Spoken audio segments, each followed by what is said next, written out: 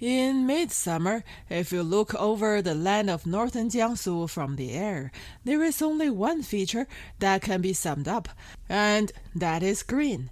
It is a flat green, enchanting, self-willed, with a spirit of recklessness. From this side of the horizon to the other side of the horizon.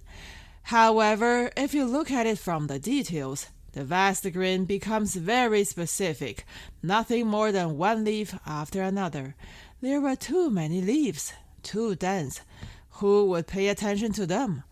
But the details are gone, and all of a sudden it becomes a whole, with Hulala becoming the earth.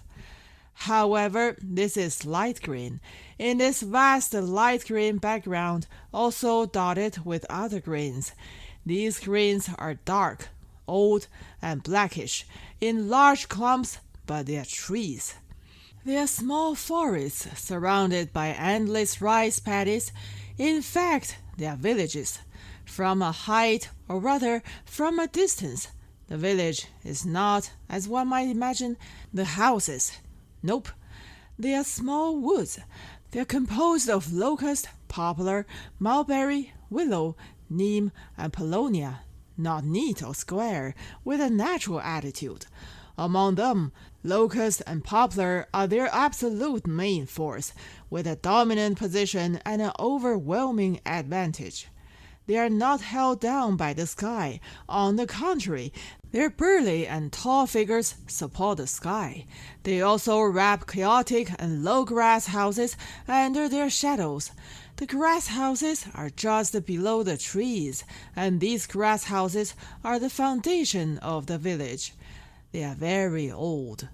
Because of the sun and rain day after day, their outlines have already lost their bones and muscles, and they have lost their domineering momentum. They are round and thick, like the character of farmers. In such grass houses live the farmers.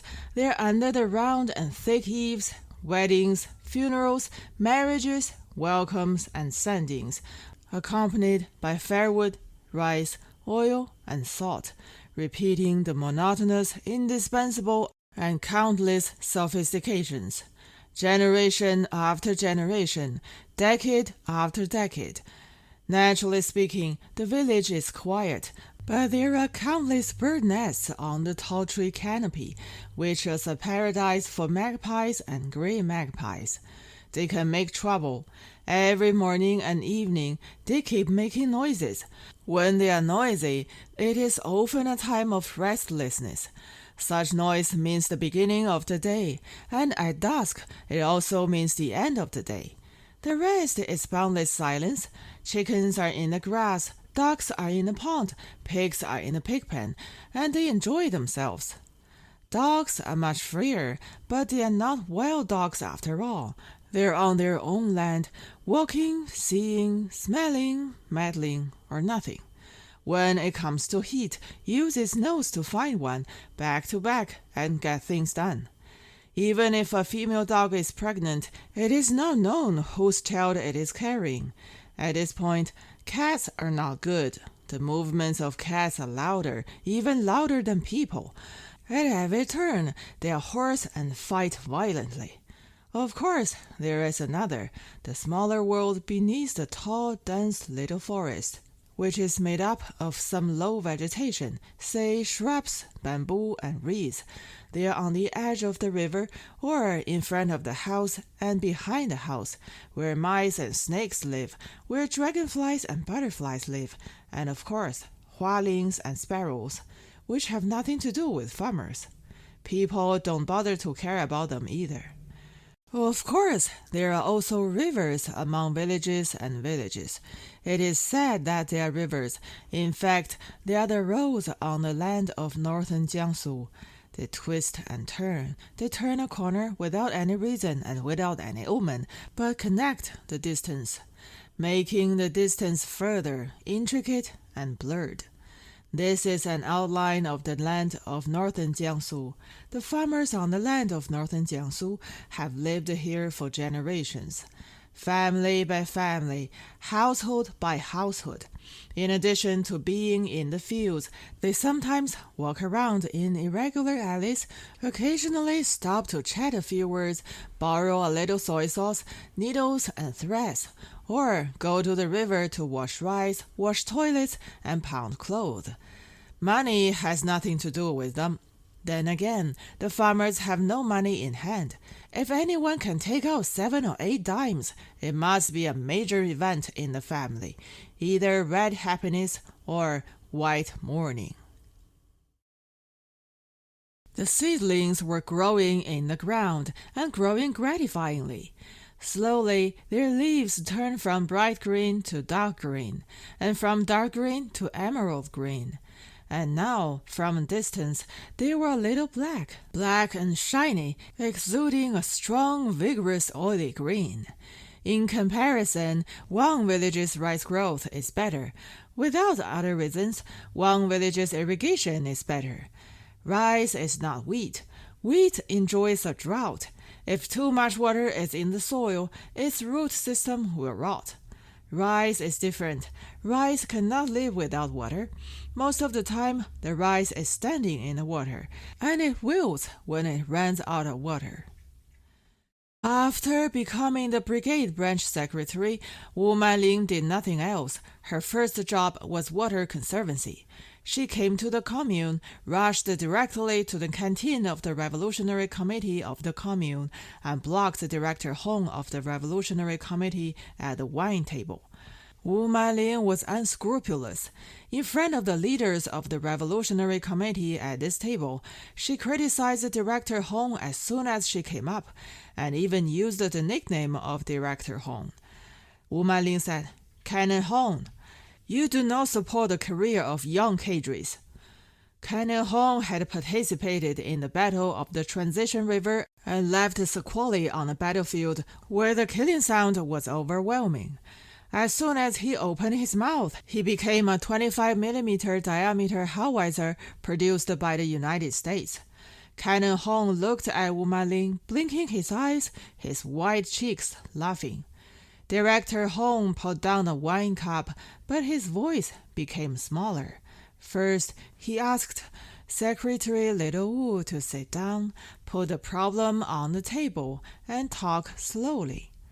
Wu Manling sat down without saying anything else and stretched out her hand to ask Director Hong for something.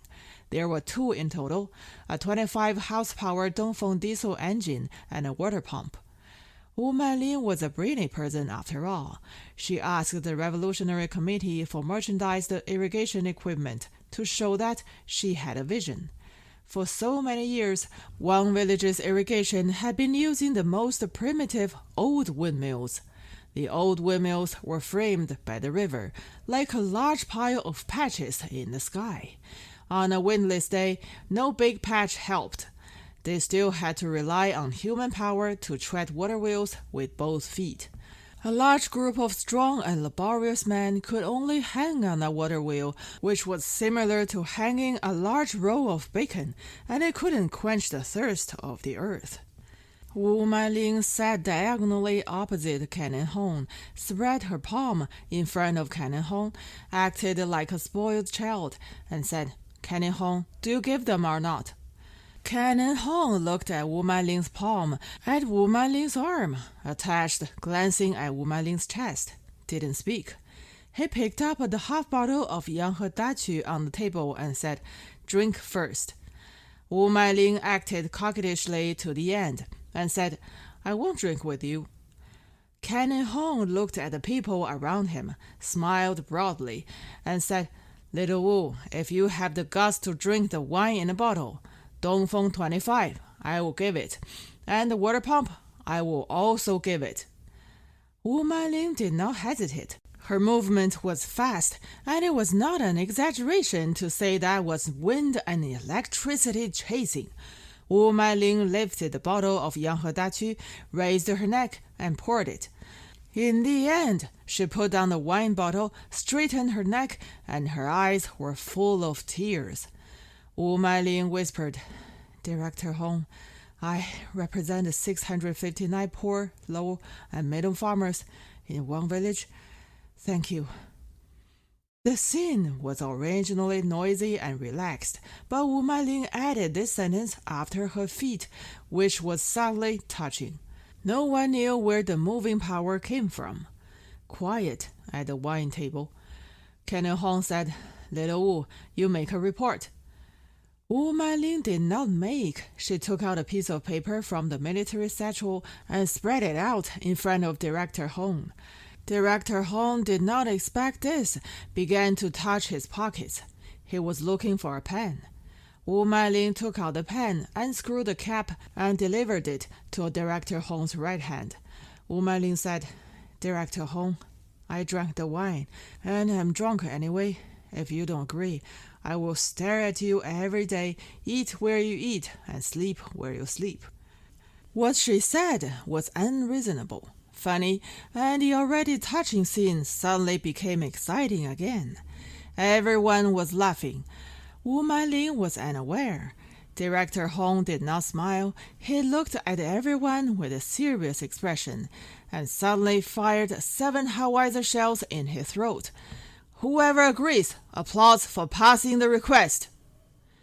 There was warm applause at the wine table. Canon Hong wrote, "Agree," on Wu Mailing's report, stood up, patted Wu Mailing's shoulder, poked Wu Mailing's forehead with the other end of the pen, poked the tip of Wu Mailing's nose, and said very lovingly, "You little devil." Director Hong later added 4 words, "The future is boundless." Strictly speaking, the prestige of Wu Mailing, the branch secretary, was not established by her affinity, but at a moment when Dongfeng diesel engine and water pumps entered the village. It was established and finally consolidated. Not only the people of one village, but even the whole commune heard that Wu Mailing had a boundless future. Of course, Wu Mailing wouldn't say anything, but Director Hong's words still entered Wu Mailing's heart, and she herself believed so. In the following years, Wu Mailing's heart had always had a huge strength in supporting her. She had become extremely firm, and nothing could be changed. She gave up the opportunity to leave one village again and again, and she believed that as long as she persevered, she would have a boundless future in one village. The day when the pumping station officially tested the water was a major festival in one village. On that day, all the people from one village were dispatched. Great pomp, great pomp. Chairman Mao said, "Water conservancy is the lifeblood of agriculture." He was right. Chairman Mao also said the fundamental way out of agriculture lies in mechanization. He was right again. He was in Beijing, but he knew everything. His old man's words were once again finally verified in the 3 major revolutions. One village played the gongs and drums. It was a grand mass movement scene. The members of the commune saw with their own eyes the water pumped up from the water and flowed into the canal widely. The canal was newly built, and groups of children were distributed on both sides of the canal, chasing them all the way along the canal. The daring ones simply jumped into the canal, and the turbulent canal water washed them away, but they were still in the canal. This is the water of happiness. This is the canal of happiness. They screamed all the way until everyone was exhausted. That night, the boars, sows, white pigs, and black pigs in one village were all barking. They were hungry. They didn't know why the people in one village were so happy like that. Till death, they didn't know why they starved that day. It was because of the mechanic water conservancy that one village's field management was much more convenient than that of neighboring villages. When it rained, they opened a gap in the main canal to let out some water. If it was dry, they closed the gap and used the Dongfeng 25 to pump some water up. During this opening and closing, the efficiency came out. However, later facts prove that it was precisely this place that Wu Meiling was most distressed. The Meituan Canal belongs to one village. It did not belong to any production team and did not belong to any one person. There was too much water. Who would open this hole? The water was pumped. Who would block this hole? Nobody cared. Wu Meiling felt distressed when she saw it. For this matter, Wu Meiling did not know how many people she criticized, and she also said it in the speaker. Useless. As soon as you criticized him, he would ask you in turn, why me? Yes, there are almost 700 people in one village. Everyone is a member of one village. And they are all masters. Why not Zhang San but Li Si does it? Why is it not the third auntie but the sixth aunt? This was awful, and it had all become Wu Meiling's business. You couldn't ignore it. You didn't care. Well, the water just ran there for no reason, all the way to communism. Wu Meiling had no choice but pick up a large shovel and wander on the ridge all day long. When she was too tired to walk, Wu Meiling couldn't help but stop and look at the pumping station from a distance, with an unspeakable grievance and an unspeakable chill in her heart. Wu Meiling understood that in the eyes of the farmers there was no team, not to mention the commune, not even the brigade or production team. The farmers had only themselves in their hearts. Wu Meiling said to herself in her heart, "Next time, I can't do anything for the collective again, not even a thing of a mung-bean size. As long as your heart is hot, if you incur with something, you will be entangled with something, and you can't get rid of it like a leech." Of course, these words were said in the heart, and Wu Meiling would never put them in her mouth. Carrying a large shovel, Wu Meiling wandered around the ridge all morning and entered the village. When it was time for lunch, she took up her bowl and came to the shade of the tree in front of the brigade department. At noon that day, Wu Meiling ate noodles. She used a large bowl to serve the noodles, scooped a spoonful of fat, which was lard, from a little jar, and went out. Before people got to the roots of the tree, she already smelled the fragrance of lard. Speaking of lard, Wu Meiling had never eaten it before, but now it's better. She just likes it. The more it smells, the more fragrant it is. It has come to the point where it is inseparable. Even when eating rice, sometimes Wu Meiling likes to pick a chopstick and mix it into the rice. No vegetables are needed. She eats fast and delicious, with a swipe of her mouth. Oh, Mom, a bowl of rice has been down in her belly. Wu Meiling held the bowl and poked the noodles in the bowl so high that she stood up on tiptoe, and she heard laughter bursting out from under the shade of the tree. Wu Meiling walked up quickly and asked, "What are you laughing at? Say it again and tell me." Guanglis glanced at Wu Meiling, picking her teeth with her pinky up, and did not say a word, showing a calm look. She was hiding and not revealing. Wu Meiling hurriedly said, "What are you laughing at?" Jinlong hurriedly looked over and said, "We're talking about Sanya." Wu Meiling was a little puzzled, thinking that Sanya was a boring gourd. What could be funny? Wu Meiling asked, "What exactly happened to Sanya?" Another woman spoke. She said, "Sanya, she's quietly bitching." Wu Meiling swallowed and said, "What nonsense! Sanya's performance is still okay." Jinlong was in a hurry and asked Wu Meiling, "You don't know anything about her deeds?" Wu Meiling said, "I don't know." Guanglis couldn't hold back anymore.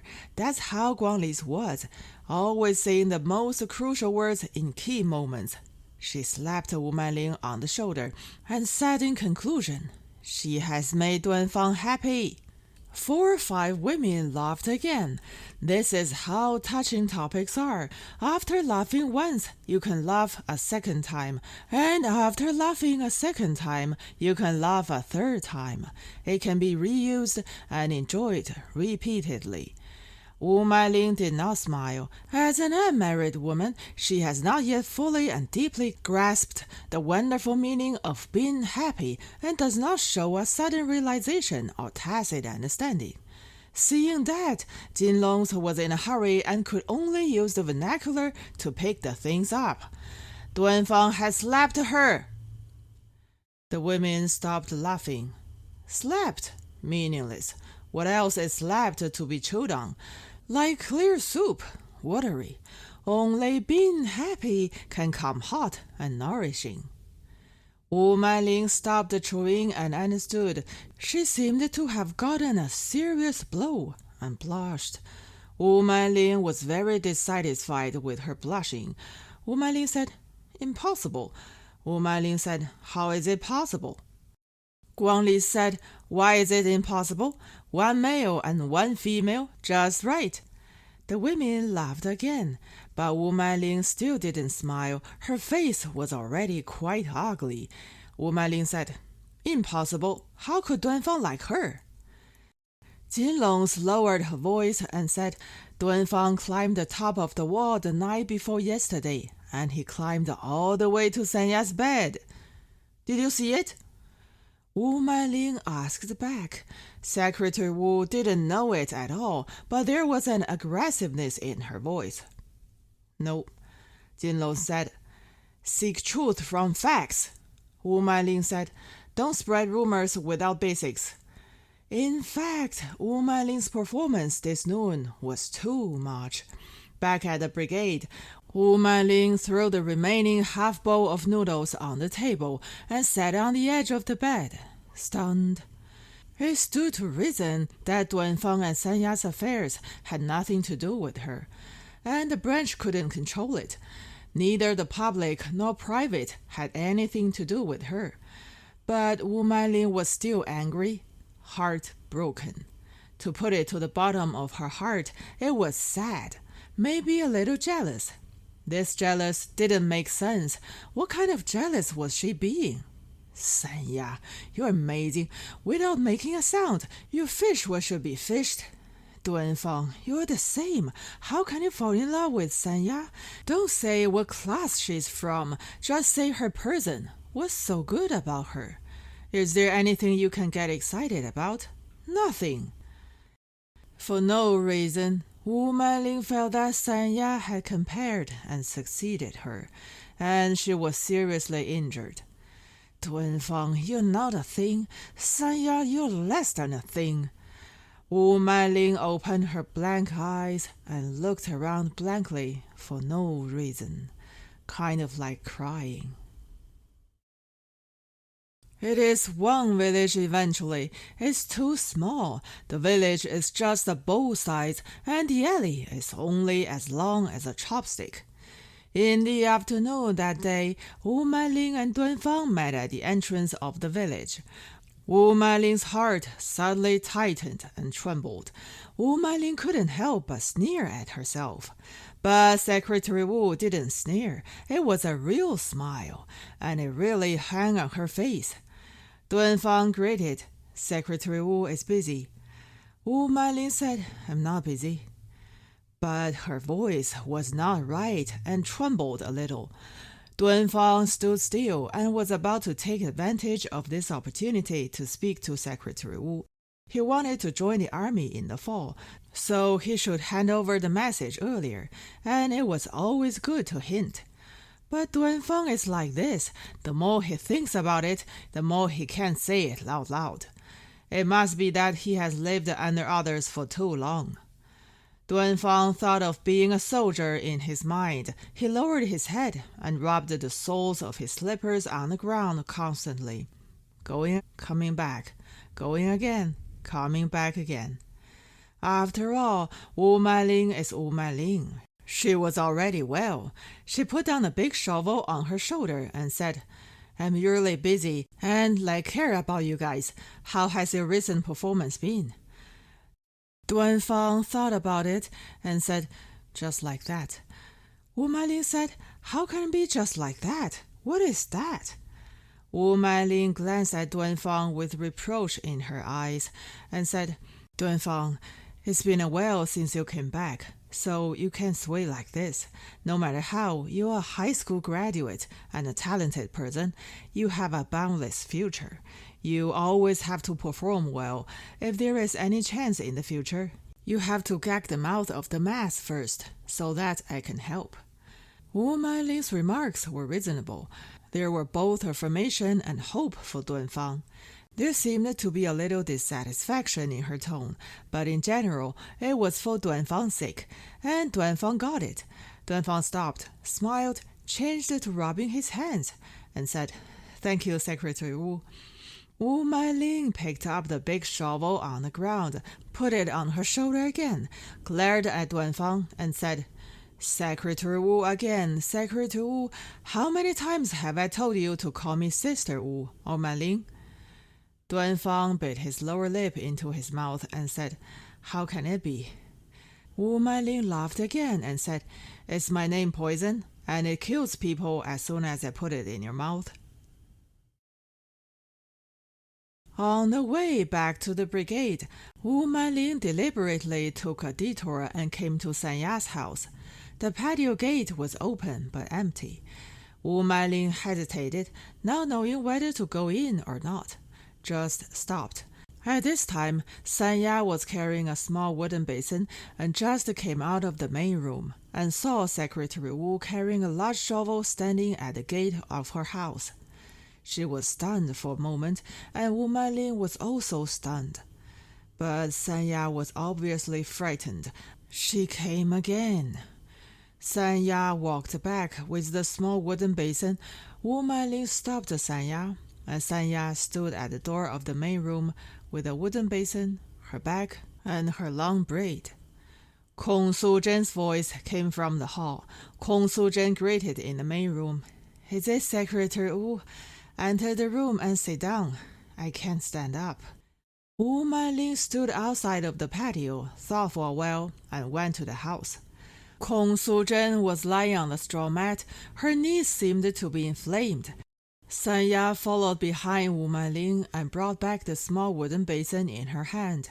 Sanya put down the small wooden basin in her hand, took a stool, and placed it behind Wu Mailin's butt. Kong Su-zhen said, "Secretary Wu, sit down." Wu Mailin sat down, looked at Kong Su-zhen's knees, and said, "How are they?" Kong Su-zhen said, "They are fine." Wu Mailin said, "Have you made up your mind?" Kong Su-zhen said with a smile, "It's done. It's been a few days." Wu Mailin smiled and said, "Why did you grind your knees like this? Next time, don't be so honest. If it's uncomfortable to kneel, just stand there. Class struggle should be done. You should be careful about your body." Kong Su-zhen said, "I know." Kong Su-zhen instructed Sanya, "What are you nailing on the ground for? Pour water for Secretary Wu." Sanya went to the kitchen with a straightened face. Wu Mailin looked at Sanya's back, coughed again, and looked away from Sanya's back. Because it was taken back from Sanya's side, the eyes were not so like eyes, with the content of the previous and the next. Kong Su-zhen saw all this in her eyes and didn't move, but the blood in her body moved and rushed to her face together. Fortunately, Secretary Wu didn't say anything, not a word. It happened that Sanya came over with water and put the bowl on the dining table. Wu Mailin neither moved the bowl nor glanced at Sanya. She got up and said to Kong Su-zhen, "I'm just here to see you. Take a good rest. Get your body stronger earlier, as we have to harvest the early rice in a few days." Kong Su-zhen wanted to stand up to send a guest, but was blocked by Secretary Wu's palm. Kong Su-zhen gave Sanya a wink and asked Sanya to see off the guest for her. Sanya sent Secretary Wu away and returned to the main room, only to see her mother Kong Su-zhen standing upright, holding the small wooden bucket full of dirty water in her hand. Sanya wanted to say, "Let me do it," but before she could say it, Kong Su-zhen had already poured a basin of dirty water on Sanya's face. Although lying on the bed, Kong Su-zhen's hard work had paid off. It only took 4 days for Fang Chengfu, the fiancé, to come to the door. Fang Chengfu was a cobbler in Zhongbao town, a lame man. As the saying goes, out of 10 cobblers, 5 are lame and 5 are on crutches. It can be said that this is a characteristic of cobblers. A cobbler is not a carpenter or a bricklayer, and he does not have to walk around the streets outside. A cobbler is not a blacksmith either, and it doesn't take that much effort. Just sit there, hold the awl in one hand, the needle and thread in the other, and prepare a few wooden laths.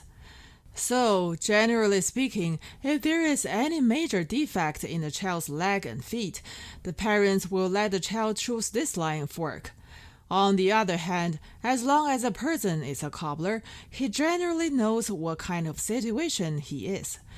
One would rather be a second wife for a carpenter than be a bride of a cobbler. That's what it means. Speaking of which, Fang Chengfu actually had a wife who was mute and had 2 children before and after. Unexpectedly, in 1972, the mute wife had stomach cancer at the beginning of the spring. Her throat was shallow, she couldn't swallow anything, she vomited as soon as she swallowed it, dragged on for over 100 days, and starved to death. Fang Chengfu had been a widower for 4 years. Raising the children, his heart has already died.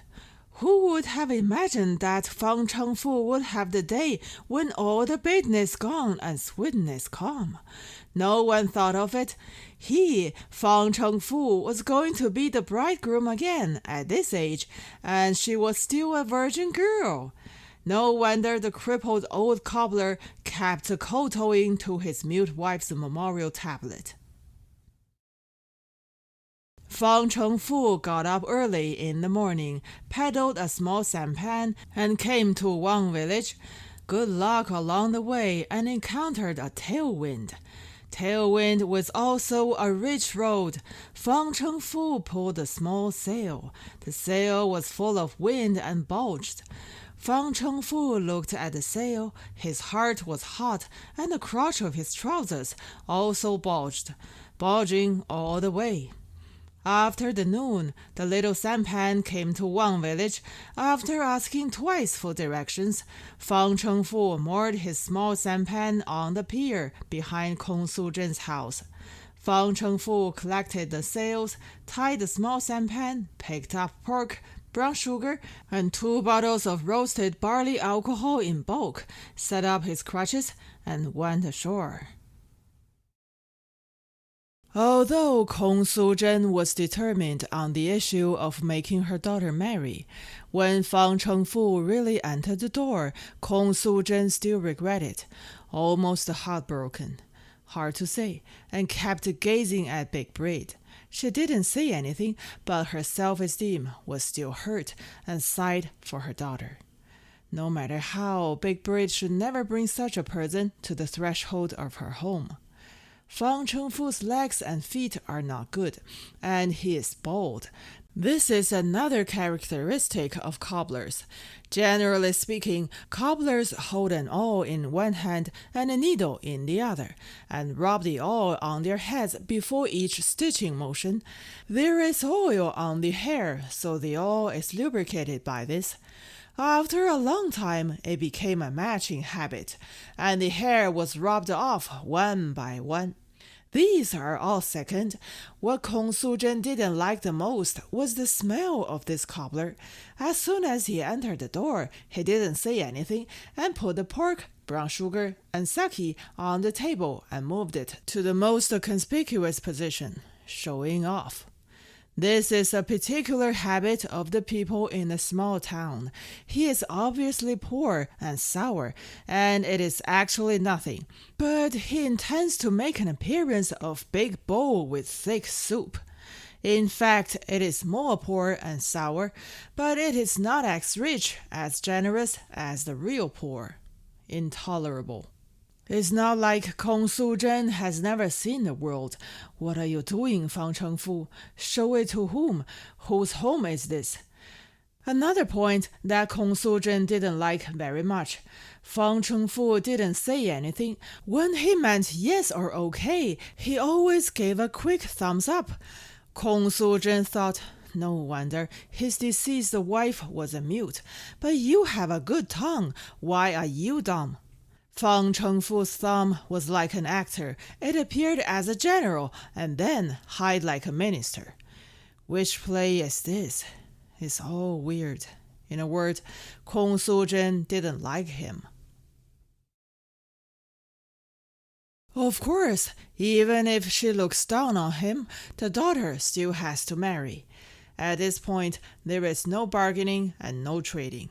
It was this place that really broke Kong Su-zhen's heart. Kong Su-zhen glanced at Big Braid and sat down opposite her future son-in-law. The legs were crossed, and the appearance was brought out. Although she was in a hurry to let her daughter marry, she couldn't afford to lose her sense of proportion. Otherwise, she would betray her own daughter. Wang Dagui was sitting on the side smoking dry cigarettes. Fang Chengfu gave him a Grand Candle cigarette, and Wang Dagui stood up. Wang Dagui took the cigarette, smashed it, and pressed it into the cigarette pot.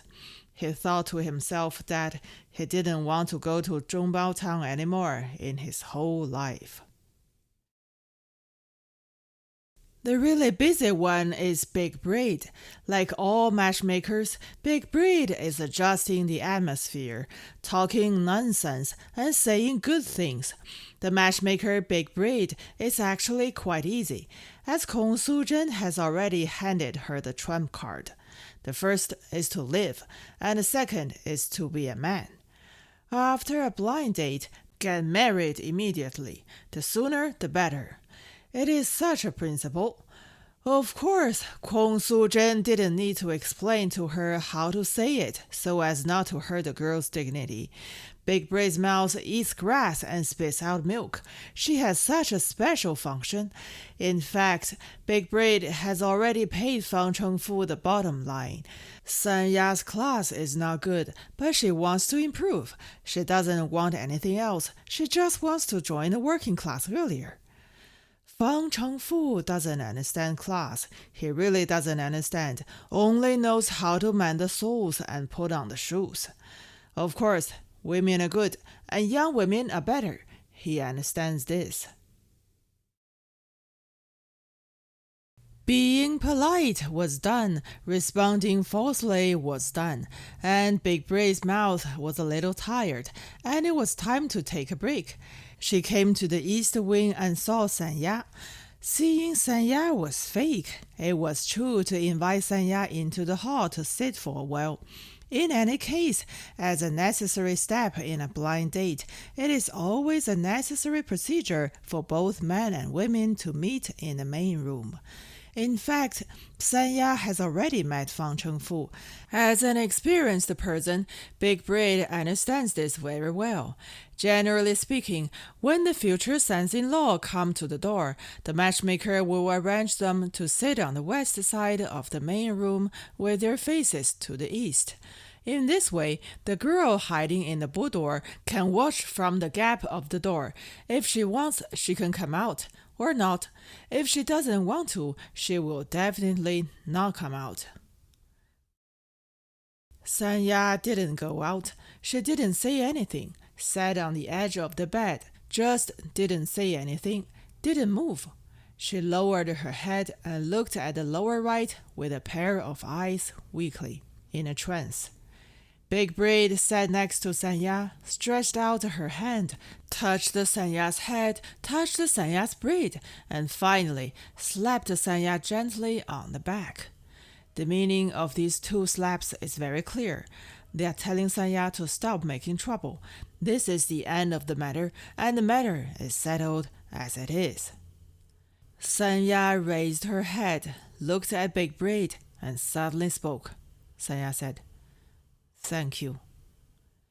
However, just looking at Sanya, Big Braid immediately understood.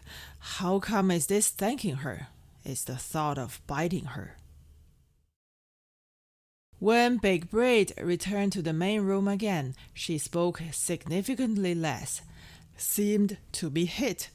Kong Su-zhen noticed this, and even Fang Chengfu noticed it. However, neither Kong Su-zhen nor Fang Chengfu was anxious. Big Braid had already given them the bottom line in the middle, and the most important thing at the moment was their determination, not Sanya's attitude. After all, this matter has nothing to do with Sanya. She can't help it. After arriving in the main room, Big Braid did not sit down. After a few rough explanations, they could hear that she meant to leave. Kong Su-zhen put down her crossed legs and got up. Kong Su-zhen took out a bowl again, poured boiling water, took the brown sugar bag that Fang Chengfu brought, opened it, pinched a handful with her fingers, and put it in. Kong Su-zhen brought the crimson sugar tea in front of Big Braid, smiled, and said, "Big Braid, you had worked. You should take a rest, sit down, and have a sip of tea." Big Braid looked at Kong Su-zhen with a smile on her face. To see it realistically, it is not an ordinary flattery. Big Braid softened and sat down. After taking a sip, it was so sweet. Big Braid said, "Hey, it's sweet to death." The ensuing conversation went straight to the essence, and the central issue was getting married. After walking around for a long time, Kong Su-zhen avoided reality and then crossed her legs again, saying, "I can still do this as the master of this family." It was a showdown.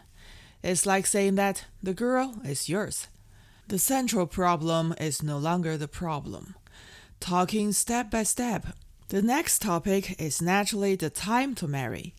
Needless to say, on Fang Chengfu's side, gold across the mountain is not as good as copper, and to hug her in arms will be real. A day early is a day. To hug a day early is a day. He was in a hurry. Sweat was all over his bald head.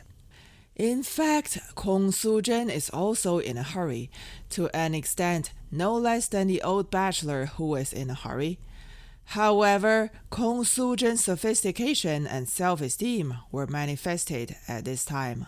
She did not provoke it, smiled, and looked forward quietly in her smile. Big Braid looked at Fang Chengfu and said, "What do you think?" The cobbler lowered his head, kept looking at the mother-in-law with his eyes, kept laughing, and kept rubbing his scalp with the fingernail of his thumb.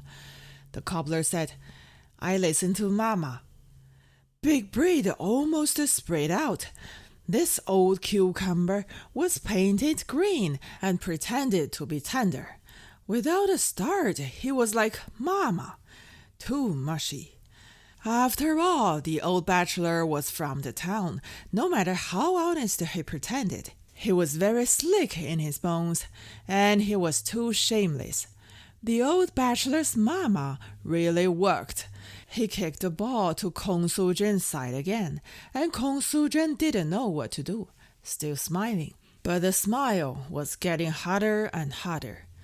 Big Braid said tentatively, "As for me, don't be in a hurry. It's okay to wait 10 days or half a month."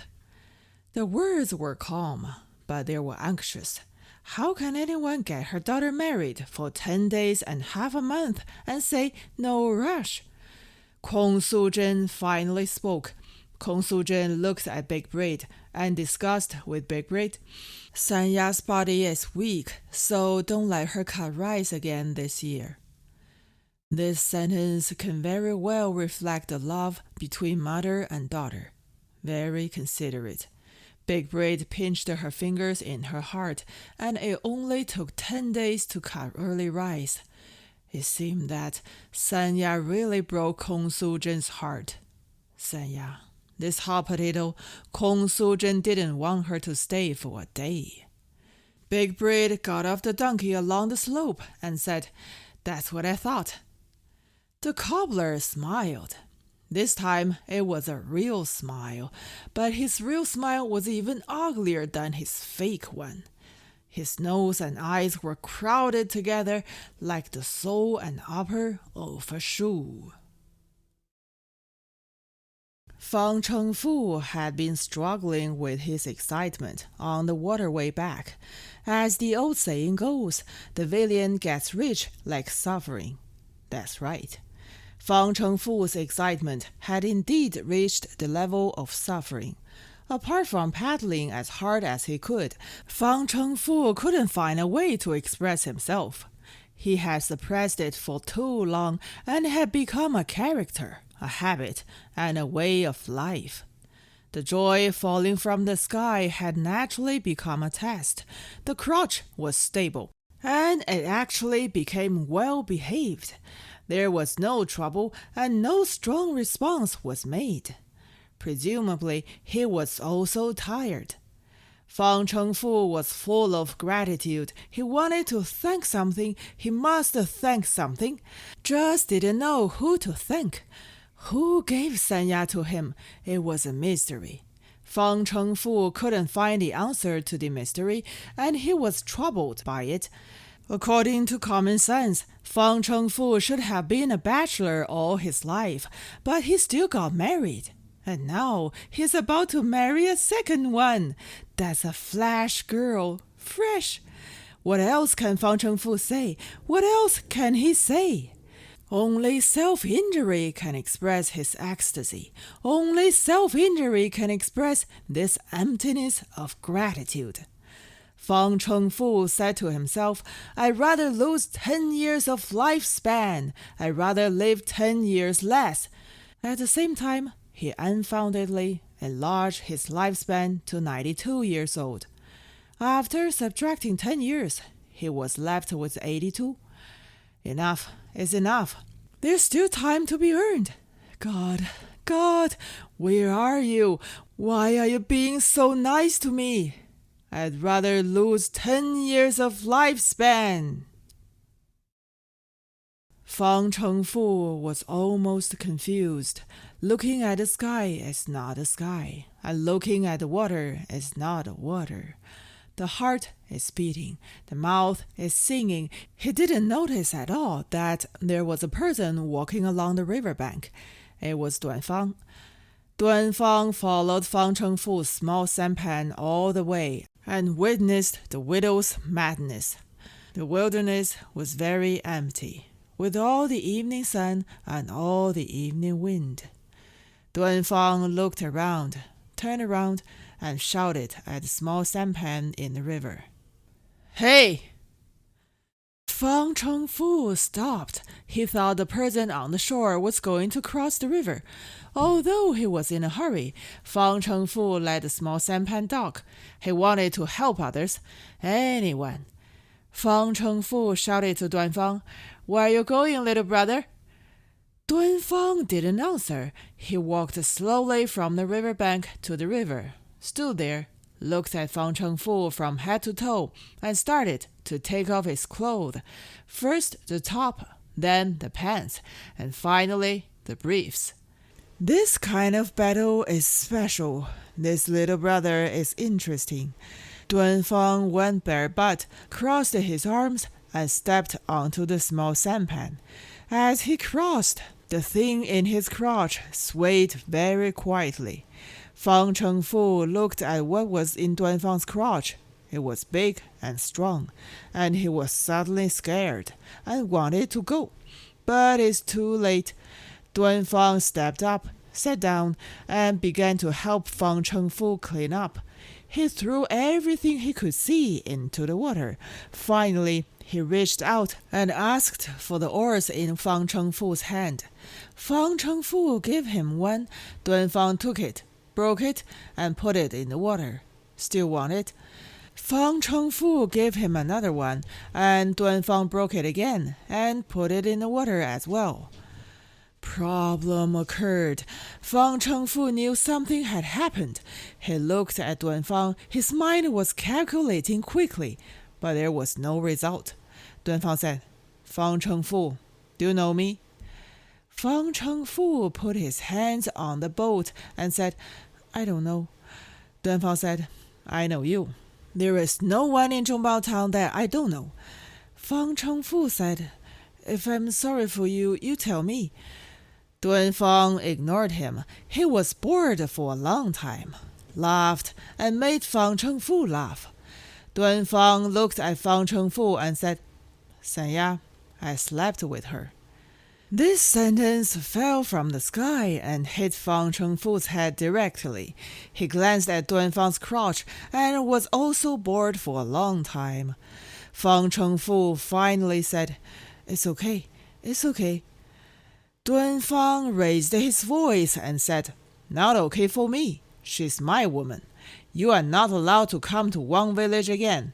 Do you hear me? Fang Chengfu said, I spent money. I bought meat, wine, and... Duanfang interrupted Fang Chengfu and said, I'll pay you back. I'll save you the medical bills today, and it's all settled. If you come again, your eyes will be leaking blood. Do you believe it? Fang Chengfu said, I believe it. Duanfang said, Do you believe it? Fang Chengfu said, I believe it.